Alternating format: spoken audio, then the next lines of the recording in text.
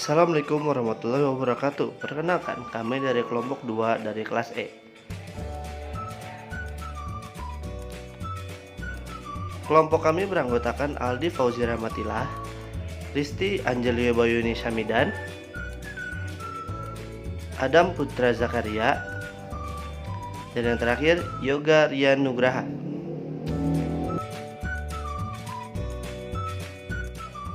Pertama-tama, kami akan menjelaskan sejarah singkat profesi guru di Indonesia. Sebelum agama masuk di Indonesia, seorang yang ingin belajar harus mengunjungi seorang petapa. Petapa itu mungkin saja orang yang telah meninggalkan tahta kerajaan karena sudah tua dan memperdalam masalah kerohanian. Petapa itulah yang disebut juga guru bagi murid-muridnya yang menuntut ilmu di tempat tersebut.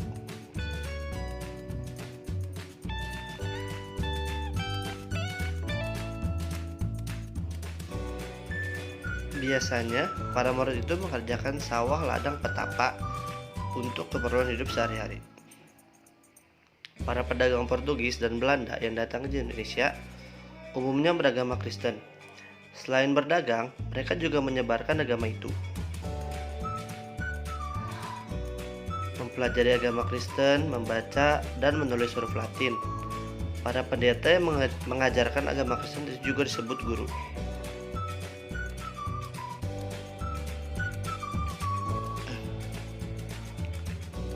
Untuk kepentingan penjajahannya, Belanda memerlukan pegawai yang pandai menulis dan membaca huruf Latin.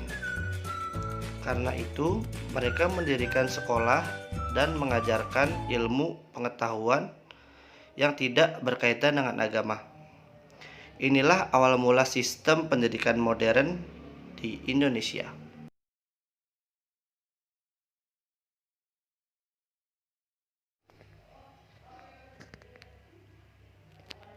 Menjadi seorang guru tidak semudah membalikan telapak tangan.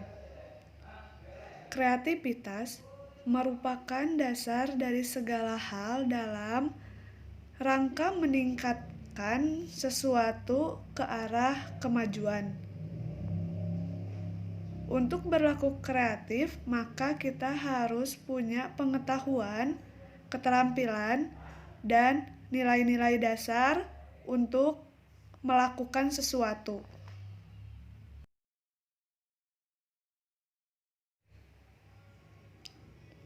Sedangkan langkah kemajuan, kemauan, atau niat merupakan awal bagi terbentuknya sebuah sikap. Tingkah laku loyalitas sebagai wujud dari kredibilitas kepribadian seseorang. Jika antara kreativitas dan kepribadian yang baik itu terpadu, maka akan menampilkan proses pendidikan yang selalu diiringi dengan kreativitas anak didik.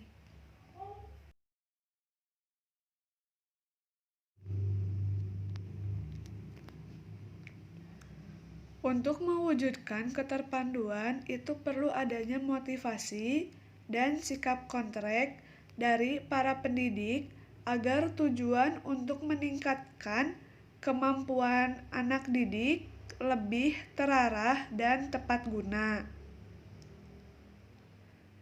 Dalam proses pendidikan, kemampuan dan daya serap anak didik itu berbeda-beda.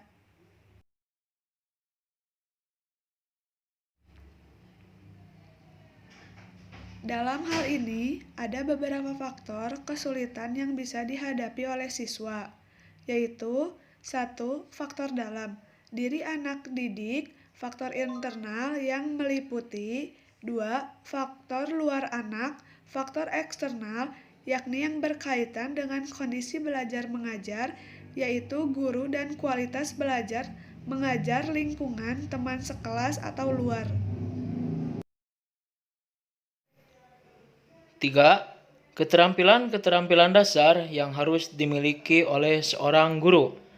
Ada beberapa keterampilan dasar mengajar yang harus dikuasai oleh seorang guru atau calon guru dalam proses pembelajaran, yaitu yang pertama, keterampilan bertanya atau bisa disebut questioning skill. Bertanya merupakan ucapan verbal yang meminta respon dari seseorang yang dikenal. Bertanya merupakan stimulus efektif yang mendorong kemampuan berpikir menurut Sunhaji 2009-110. 2. Keterampilan memberi penguatan atau bisa disebut reinforcement. Penguatan adalah segala bentuk respon apakah bersifat verbal ataupun non-verbal yang merupakan bagian dari modifikasi tingkah laku guru terhadap tingkah laku siswa yang bertujuan untuk memberikan informasi atau umpan balik bagi si penerima siswa atau perbuatannya sebagai suatu tindak dorongan ataupun koreksi. Keterampilan dasar penguatan adalah respon tingkah laku guru terhadap tingkah laku siswa berbentuk verbal atau nonverbal. 3. Keterampilan mengadakan variasi atau bisa disebut variation stimulus. Variasi stimulus adalah suatu kegiatan guru dalam konteks proses interaksi pembelajaran yang ditujukan untuk mengatasi kebosanan peserta didik sehingga dalam proses situasi pembelajaran senantiasa menunjukkan ketekunan dan penuh partisipasi menurut Jurnal Asri 2011-86. 4. Keterampilan menjelaskan atau bisa disebut explaining. Keterampilan menjelaskan adalah penyajian informasi secara lisan yang dikelola secara sistematis untuk menunjukkan adanya hubungan antara satu dengan yang lainnya menurut Jainal Asril 2010-84. Bukhari Alma menyatakan bahwa keterampilan menjelaskan ini berhubungan dengan A. Penyampaian sesuatu ide atau pendapat ataupun pemikiran, dalam hal ini bahan pelajaran dalam bentuk kata-kata. B. Pengorganisasian dalam menyampaikan ide tersebut. Yang pertama, sistematika penyampaian. Yang kedua, hubungan antara hal yang terkandung dalam ide itu. C. Upaya untuk secara sadar menumbuhkan pengertian ataupun pemahaman pada diri siswa. 5. Keterampilan membuka dan menutup pelajaran atau set induction and closure. Menurut Sardiman, keterampilan membuka pelajaran adalah seberapa jauh kemampuan guru dalam memulai interaksi belajar mengajar untuk suatu jam pelajaran tertentu.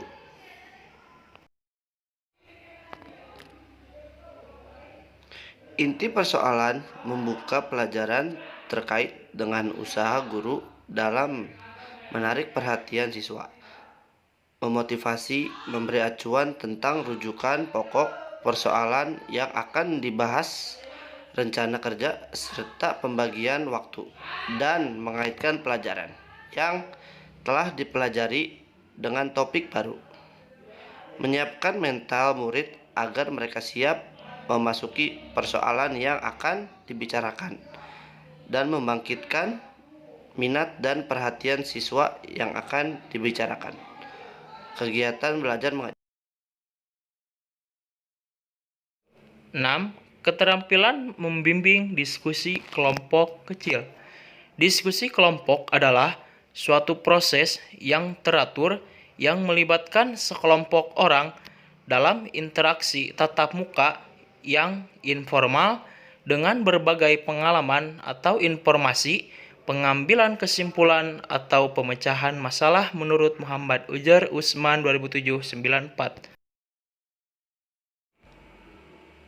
Pengertian diskusi kelompok dalam kegiatan belajar mengajar tidak jauh beda dengan pengertian di atas. Siswa berdiskusi dalam kelompok-kelompok kecil di bawah pimpinan guru atau temannya untuk berbagai informasi, pemecahan masalah atau pengambilan keputusan tersebut berlangsung dalam suasana terbuka. Setiap siswa bebas mengemukakan ide-idenya tanpa merasa ada tekanan dari teman atau gurunya, dan setiap siswa harus menaati peraturan yang ditetapkan sebelumnya.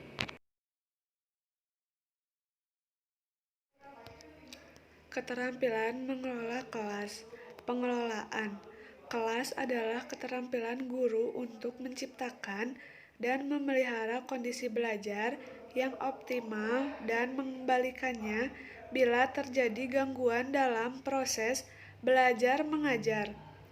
Suatu kondisi belajar yang optimal dapat tercapai jika guru mampu mengatur siswa dan sarana pengajaran serta mengendalikannya dalam suasana yang menyenangkan untuk mencapai tujuan pembelajaran.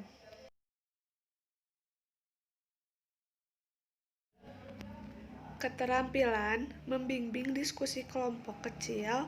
Membimbing diskusi kelompok berarti suatu proses yang teratur dengan melibatkan kelompok peserta didik dalam interaksi tatap muka kooperatif yang optimal dengan tujuan berbagi informasi atau pengalaman pengambilan keputusan.